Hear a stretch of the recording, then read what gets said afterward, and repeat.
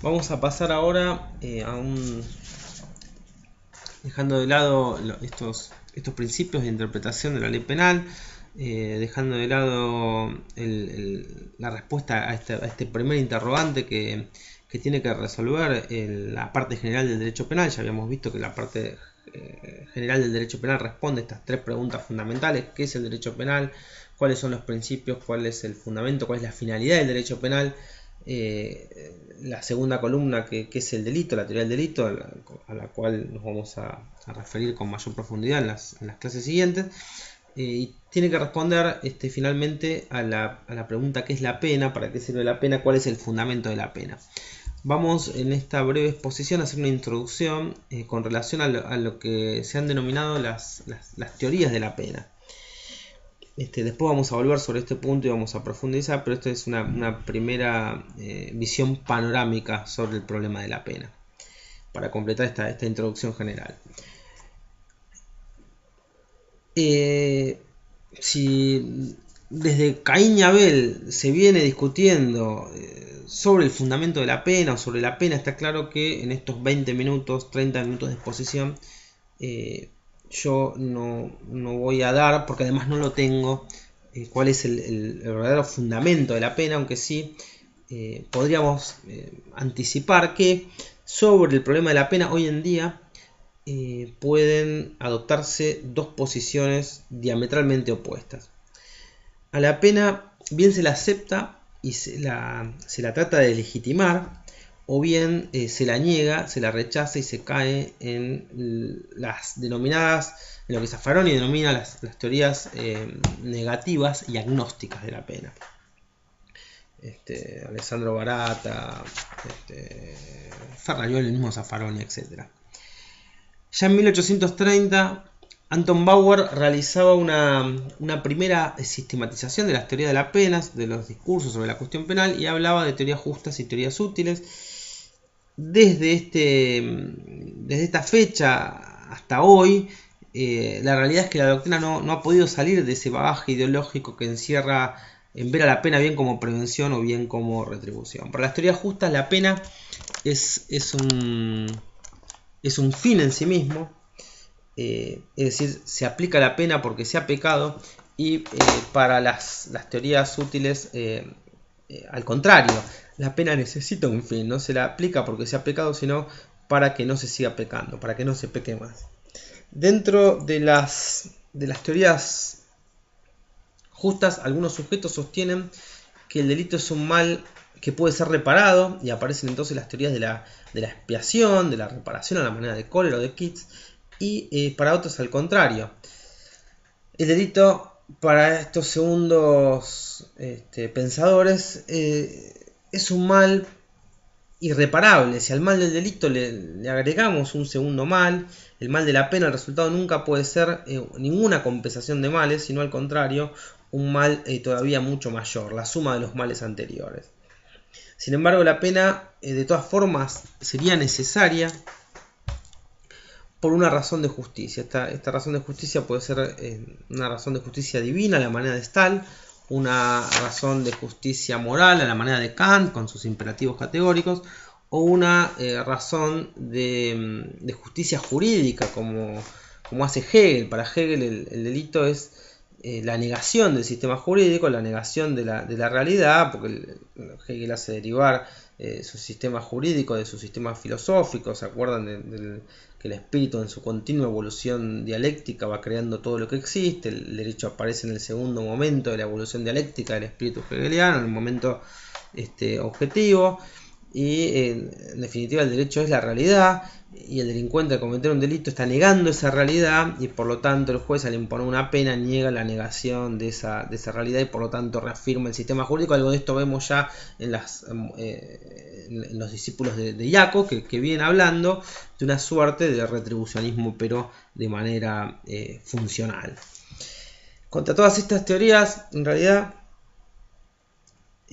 contra todas estas teorías absolutas que ven a la pena como un fin en sí mismo, se ha criticado en primer lugar su perfecta inutilidad desde el punto de vista social, pero por otro lado también se critica que mientras estemos de este lado de la raya, nadie nos puede garantizar que la justicia sea una verdadera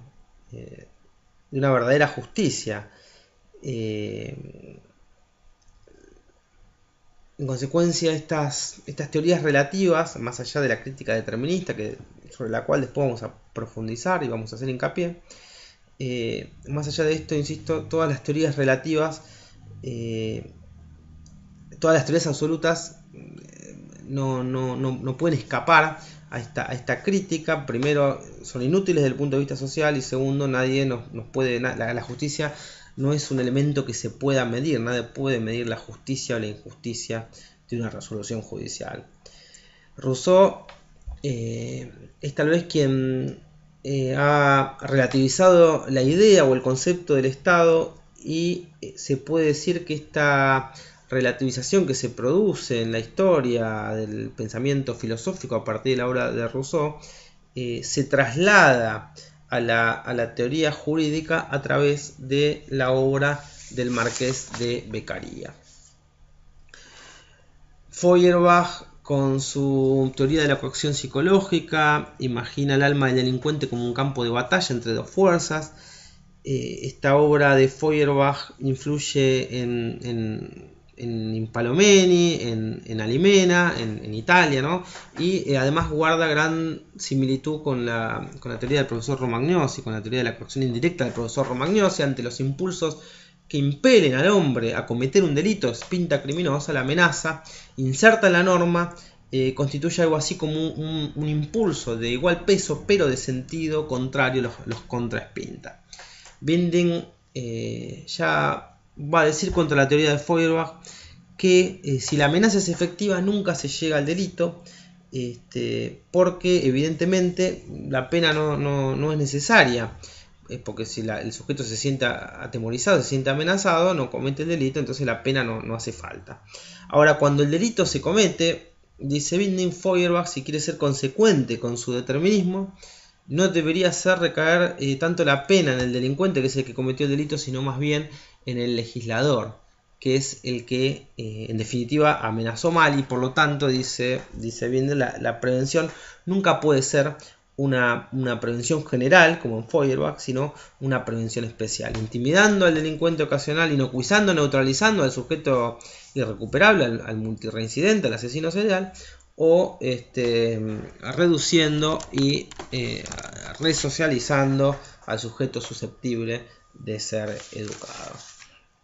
Si nosotros ponemos el acento en los aspectos negativos de la teoría de Lis, que Lis expone en su famoso programa de Mamburgo, vamos a llegar, o podemos llegar a los disparates del positivismo criminológico italiano, Ferri, Garofalo, Lombroso. Pero si ponemos el acento en los aspectos positivos, podemos caer también en la teoría correccionalista de Roeder, en ese derecho protector de criminales de Dorado Montero. Concepción Arenal, al decir del profesor Zaffaroni, es la verdadera penitenciarista gallega, diría Zaffaroni. Sin embargo, bueno, contra todas estas posiciones va a decirse, en primer lugar, que no pueden poner un límite, no pueden poner un coto al predominio exagerado del poder punitivo estatal, porque han descartado de plano el baremo de la culpabilidad, el principio de justicia, con lo cual si la pena no es proporcional al injusto cometido, luego no puede limitarse una eventual exageración del poder punitivo estatal. El derecho penal no podría cumplir con su función de contener ese poder punitivo. Pero por otro lado, la crítica kantiana en cuanto a que se instrumentaliza al ser humano, es decir, se usa a un ser humano, se castiga a un ser humano para mostrarle al resto de la colectividad que se abstenga de cometer delitos, es decir, se lo utiliza como una cosa manipulable a capricho de un experimentador para mostrar al resto de la sociedad que el que las hace las paga, que no sigan cometiendo delitos. Además, la prevención general de amenaza muestra su fracaso desde el punto de vista empírico. ¿Por qué? Porque se dice que cada nuevo delito que se comete viene a demostrar el fracaso desde el punto de vista empírico de la amenaza penal. La prevención especial positiva, que es la teoría de la resocialización, de la recuperación del delincuente, tampoco funciona. Nothing works, dicen los norteamericanos. Y está claro que la cárcel no es muy difícil que sirva para resocializar, para recuperar a un delincuente. Las cárceles no son escuelas, como dicen los norteamericanos, no son escuelas de resocialización, sino que más bien parecerían universidades, posgrados, especializaciones, maestrías, doctorados y postdoctorados en el delito. Carrara, Markel, Binding, un largo etcétera de autores clásicos han intentado a su vez una solución de compromiso entre las teorías útiles y las teorías mixtas, las teorías útiles y las teorías justas y las teorías absolutas. Aplicar la pena por una razón de justicia, decía Carrara, es una verdadera injusticia. Aplicar la pena solamente por razones de utilidad social, lo único que termina por legitimar es la autoridad del tirano. La pena va a ser legítima, según Carrara, únicamente cuando la vez sea justa y también útil. La prevención ha olvidado el pasado, dice Markel, se olvida de que si se aplica una pena es porque antes se ha cometido un delito. Las teorías justas habrían olvidado el futuro, olvidan de que si la pena es legítima es porque se trata de tender a evitar que en el futuro se sigan cometiendo nuevos delitos. Y estas teorías mixtas, sin embargo, tampoco escapan a la crítica, porque se le vuelven a imputar todas las críticas que se dirigían individualmente contra las teorías absolutas, más aquellas críticas que se dirigen contra las teorías relativas. Y además se le critica que se han arrogado la facultad de reconciliar las más irreconciliables corrientes del pensamiento universal. Contra ellas dice Muñoz Conde que en España, que constituyen algo así como una suerte de cuadratura del círculo de muy difícil solución, y que la verdadera solución debería pasar por lo que se denominan teorías dialécticas. Teorías dialécticas que no dejan de ser una suerte de posicionamiento mixto, las teorías dialécticas a la manera de Smith-Heuser, con su famosa teoría de la diferenciación, o dialécticas a la manera del profesor Klaus Roxin. Smith-Heuser es tal vez quizá en esto el verdadero precursor teórico de la teoría unificadora dialéctica de Roxin. No vamos a profundizar en esta clase introductoria, esto lo dejamos para una futura profundización, para una futura clase en que vamos a dedicar un poco más de atención al problema de la pena, pero podemos anticipar aquí sí que Roxin es quien, entre comillas, ha desatomizado el problema de la pena dentro del campo del derecho penal, y que en un principio trata de dar coherencia al sistema de Smith-Heuser, acudiendo a su renombrada teoría unificadora dialéctica, sin necesidad de acudir a esa duplicidad de teorías a las que alude Smith-Heuser.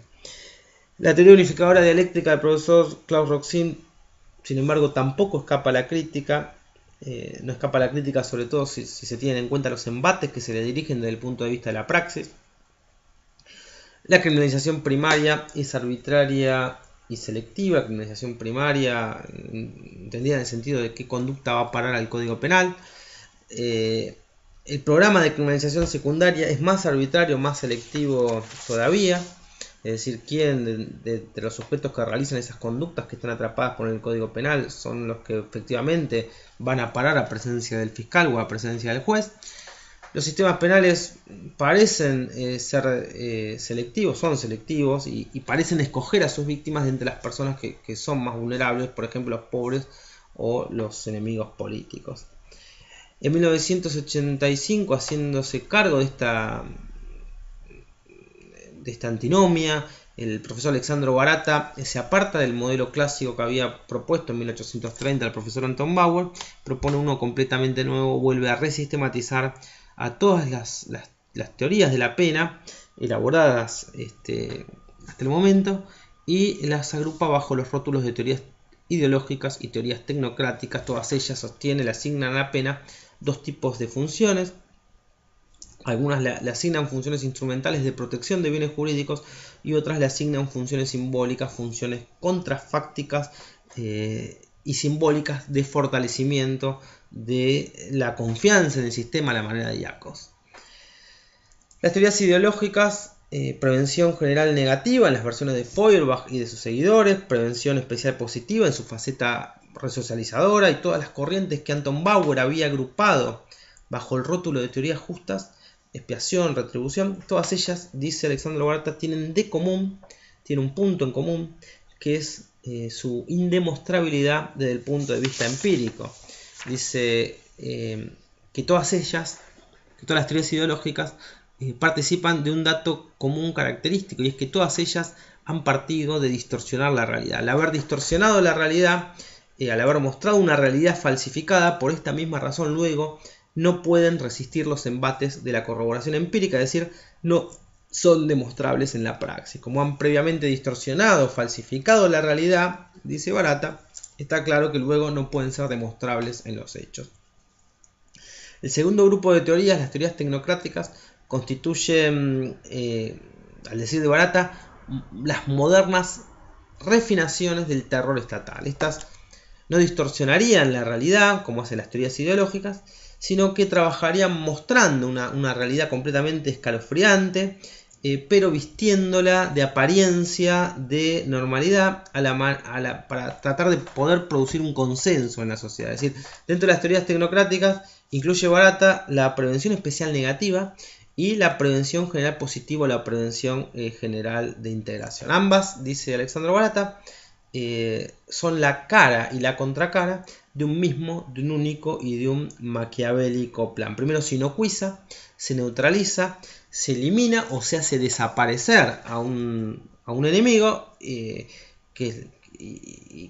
esta es la única teoría de la pena que realmente está demostrado que si funciona, la prevención especial negativa. Si yo elimino, neutralizo, mato o hago desaparecer a un sujeto, ese sujeto no puede seguir cometiendo delitos.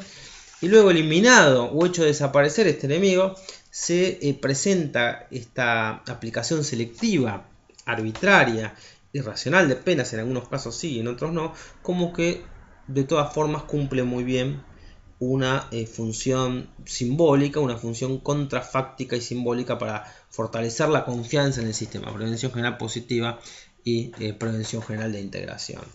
Por lo tanto, eliminado primero el enemigo y producido después el consenso, en definitiva, según Barata, lo que se hace es impedir cualquier forma de disenso. Este panorama realmente es un panorama desalentador. Las conclusiones a las que se arriba desde posiciones que tienden a legitimar el uso del poder punitivo del Estado no son tampoco definitivamente concluyentes.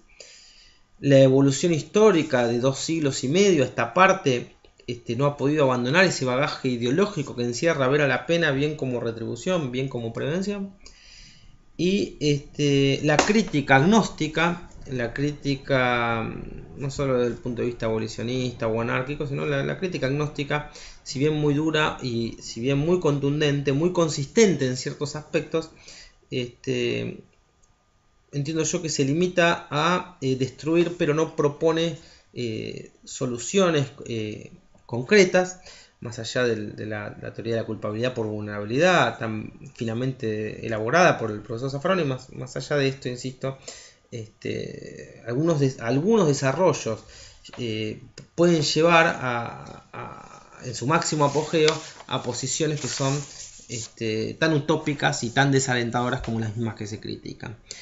Personalmente entiendo que algunas teorías negativas tienen que a su vez ser sometidas a crítica, y por lo menos a través de un doble orden de consideraciones. En primer lugar, la queja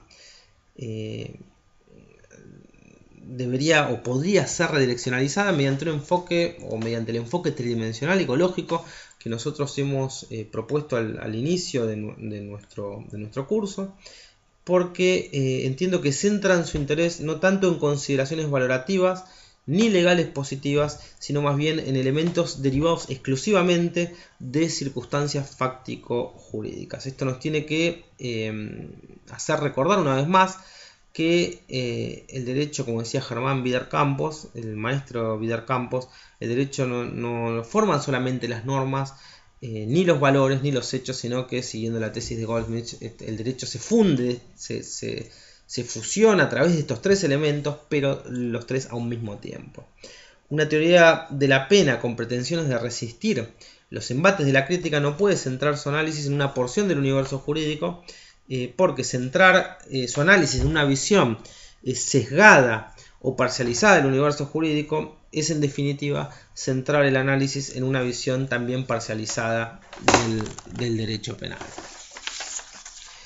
Sin embargo, también entiendo que la crítica de Barata tendría que ser tenida en cuenta, por supuesto, como un serio, como un profundo llamado de atención, un llamado de atención que debería, por supuesto, movernos hacia un derecho penal más justo, más humano, en donde sus operadores, mientras no se consiga esa vieja aspiración de Radbruch, algo mejor que el derecho penal, tratemos al menos de buscar, ¿no?, por supuesto, un punto de equilibrio entre ese derecho de los libros y ese derecho de la vida, del que ya nos hablaba Alfredo Colmo en su obra Póstuma. Un sistema penal mejor, conforme a una constitución social y democrática de derecho, pero que además de servir para esgrimir lindas teorías jurídicas, sirva también para después poder traducirlas en una realidad concreta. Por supuesto, un derecho penal en donde el imputado sea una persona, no sea una cosa, y según el cual tampoco resulte legítimo, como quería